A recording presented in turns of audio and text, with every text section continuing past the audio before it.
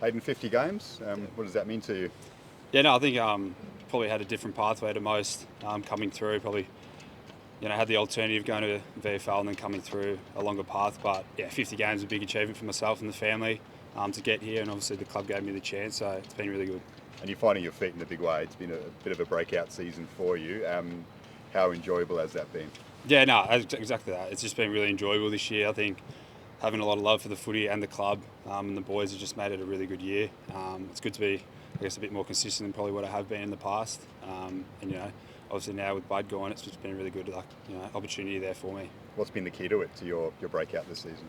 Yeah, I think just maturing in myself. Put a lot of weight on the off season last year, so just finding, I think, maturing into my body, doing a lot of work with Bud, Reedy, and the other forwards around there. I think it's just maturing and having that confidence in myself.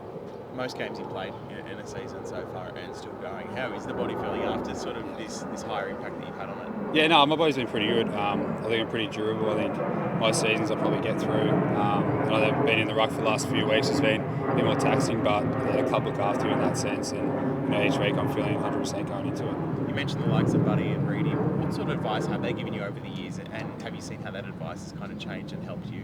Yeah, definitely. I think it's just playing to your strengths. I'm not probably the most athletic, but it's just been that contested forward that I am, getting up and then just working with other forwards and just being smart with like leading patterns. Bud's been really massive with that, and then Reedy's been that contested side.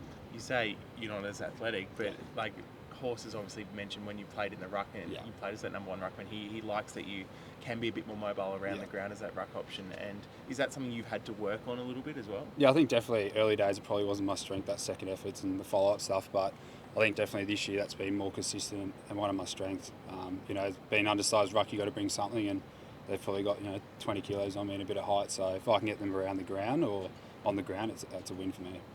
Do you want to get to a position at a point where you are the key lock forward as far as no more pinch hitting in the ruck? Do you want to cement that spot up forward? No, I think the role that sort of have that forward and ruck, it's really good for the team, and I enjoy that as well. I just love competing where I am, and if it is up forward or in the ruck, it's good, but I think getting around the ruck, you get around the contest and you can sort of control it a bit more yourself, which I enjoy.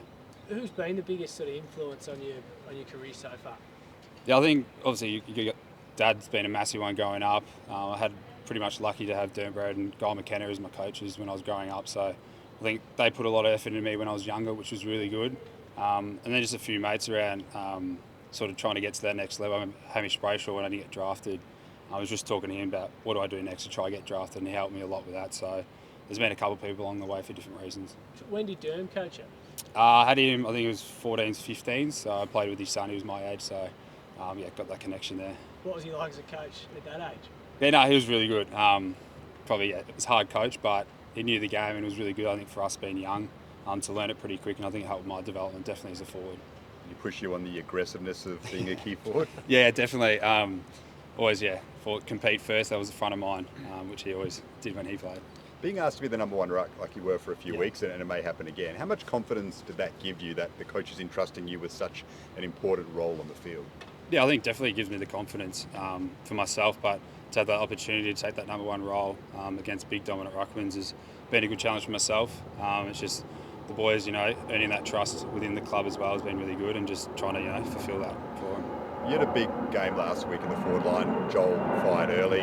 It seems like we're unclear as to who's going to have the big game week to week between yourself, Joel, and Logan. Are you mindful of that on the field? Like, as the game's going, do the three of you realise, all right, this is his day, I need to be more of a decoy, or this is my day, I need to make the most of it? Is that actually in your mind during a game? Yeah, I think as a forward line in general, we've got probably 6 out there that can kick goals pretty quickly.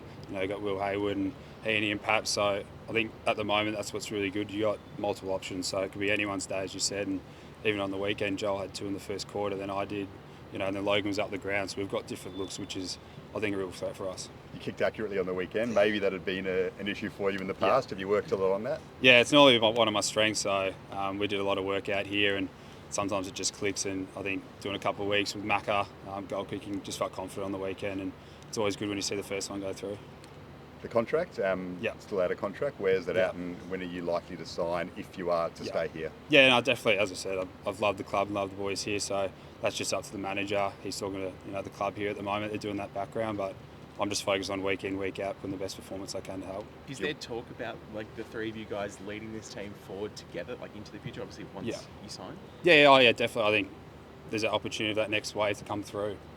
Bud and Reedy have been around for a while, and it's up to Reedy as well if he wants to keep going. But Bud retiring, that sort of gives us sort of that handover to really take it forward, and I think we work well together. I played with Joel under 16s and 17s, so we've got a bit of connection already, which is good. So yeah, it's exciting to look forward to. Do you feel like, there must be an element when you burst into AFL scene whether you belong at the level or not. Do you feel like you belong here now? Yeah, I think so. I think just, as I said, playing consistent this year, sort of giving myself that confidence. I think the boys around me the confidence that, I can play at this level and have an impact. I think this year's been a big step in that. I've sort of had a few good games here and there throughout the other years, but I think just putting it together, just giving myself that confidence that I belong. In 2019, you've been here since. Yeah. 50 games, it's a great achievement.